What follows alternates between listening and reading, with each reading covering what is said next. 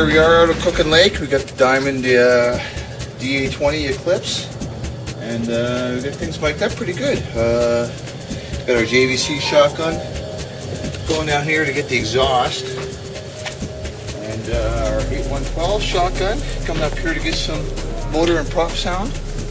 PVM 520 over here grabbing some engine sound, and there's also a Audio-Technica small condenser to get the rear, and then inside, which I'll get to wire up, we've got another 4030 small condenser in there to grab the interiors, which would be nice.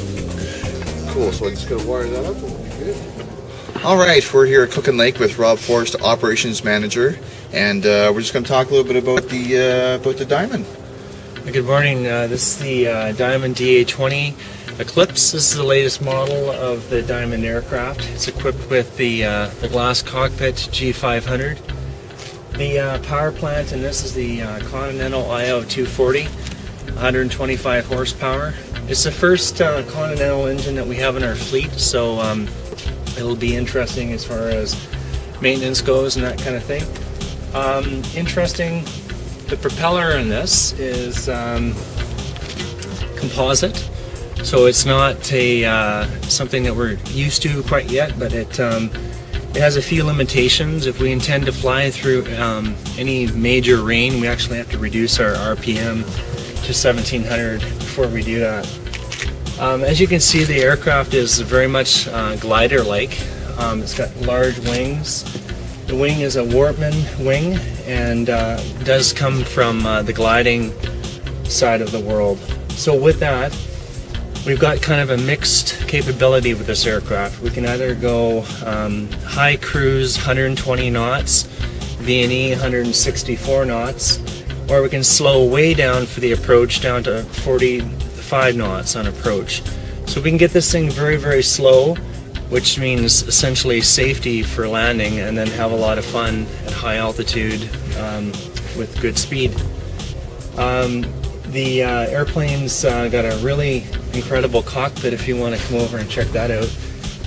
It's got canted seats like you'd see in a fighter aircraft, like an F-16, so during long portions of flight you're going to have more comfortable ease of comfort for yourself. The seats are very comfortable. We've just flown the aircraft from London, Ontario to the Edmonton, Alberta area, which is quite a long ways, and our two pilots had a good time with that. The airplane's very easy to fly.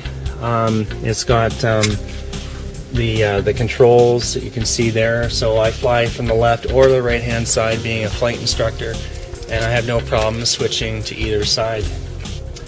The airplane is carbon fiber and on certain parts of the aircraft, and then structurally the whole airplane is made out of a mixture of different composites. So it is a very light aircraft, but very, very strong. The structural tests on it have been incredible, the amount of G's that can be put onto the wings, and it's just a really fun airplane to fly. So I hope you like the sounds, and we're going to get on with that soon.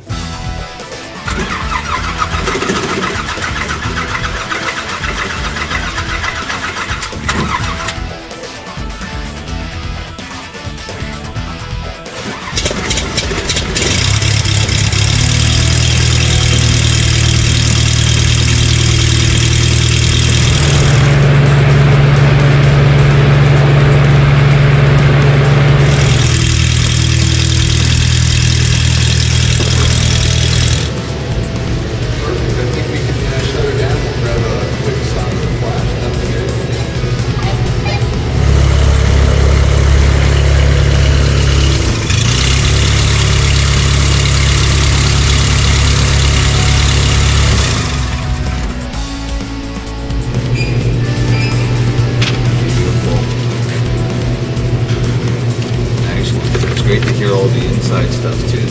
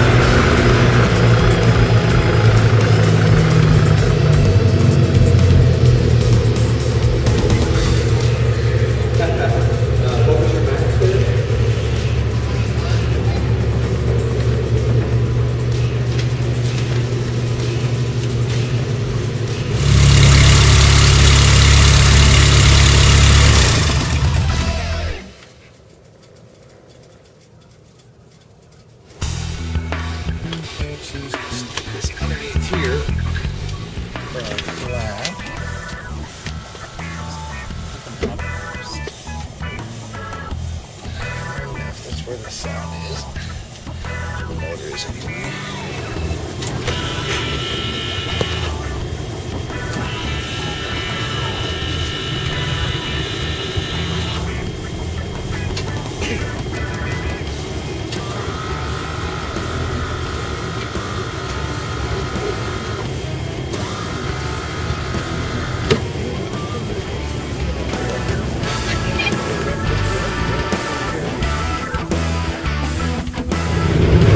Well, there we are, end of the shoot. Very nice, I guess good sound. It was done very quickly, which is always a bonus because time is money in aviation. So we were in and out, what, Nick, 90 minutes? Yeah, so 90 minutes session, not bad. Just to get some of the basic sounds of the DA20, and it was a lot of fun. So all that's left now is editing, mixing, mastering, and implementation, which we'll be doing back in the studio. And in the studio is where we're at right now. I'm just going to take the sounds and edit them all down into the little tiny bits and pieces that are needed to make the airplane. Stuff like interior, we have all the starts, stops, all the different various RPMs that are needed to get implemented. We've got flaps, what else do we got? Switches, all kinds of little things. So that's going to be all mixed and edited and put together so that it's going to work just fine.